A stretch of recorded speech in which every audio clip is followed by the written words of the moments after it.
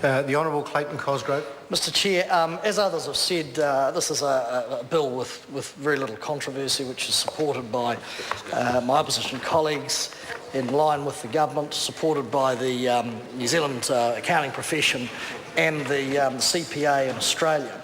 But I do agree with the Minister that we all agree that this will bring the profession closer together, as have Trans-Tasman regulatory reform and legislative reform has done in other areas of banking and finance. It will create efficiency and some greater transparency. But I just want to, again, the Minister sort of leapt into the fray and hasn't answered some of the questions. And I think the previous speaker, Mr Farfoy, in all seriousness, raised some issues about the religious exemption.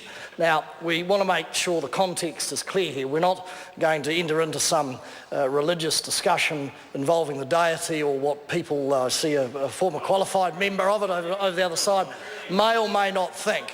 The issues in respect of this bill,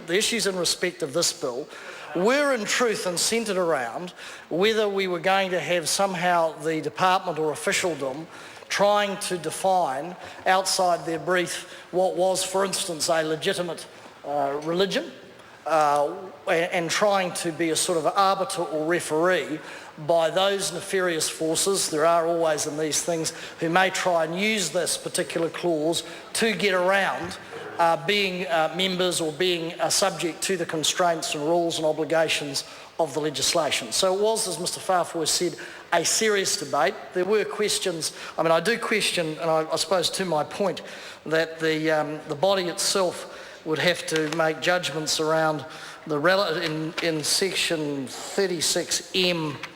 The relevant body is satisfied that A is a practising member of a religious society or order whose doctrines or beliefs preclude membership of an organisational body other than a religious society, blah, blah, blah. The question for us was quite simple.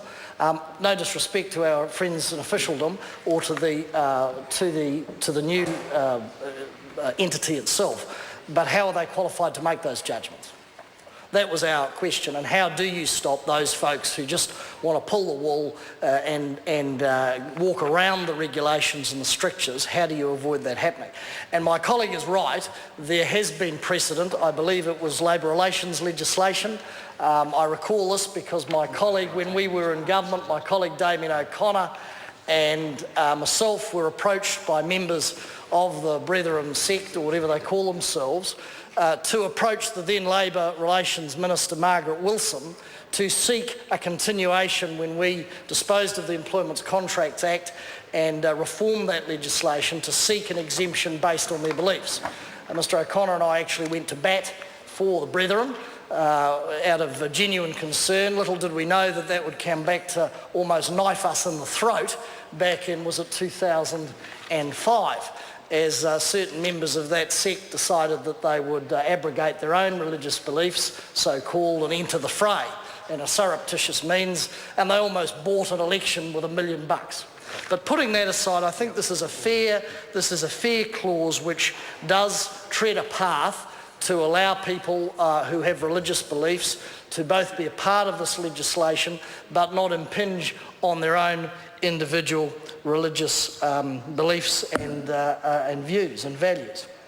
But I would be interested if the Minister could perhaps claw back into history, perhaps his own, I think, Anglican upbringing, and perhaps reassure us that the entity won't be sort of asked, or Baptist, my apologies, won't be asked to sort of make arbitrary decisions around what is and is not a genuine religious belief or not, because that would be rather absurd. I doubt whether the Australians would want to enter into that sort of activity themselves.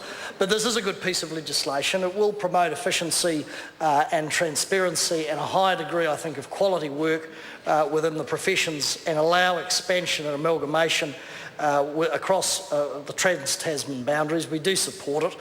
It is a pity it has been around for so long, and it does worry us. No disrespect to the new Minister, I'm sure is diligent in all his work, that the Commerce portfolio has slid down the greasy pole from being inside Cabinet to being outside Cabinet, and then being at the bottom of the outside of Cabinet, somewhere near the dunny.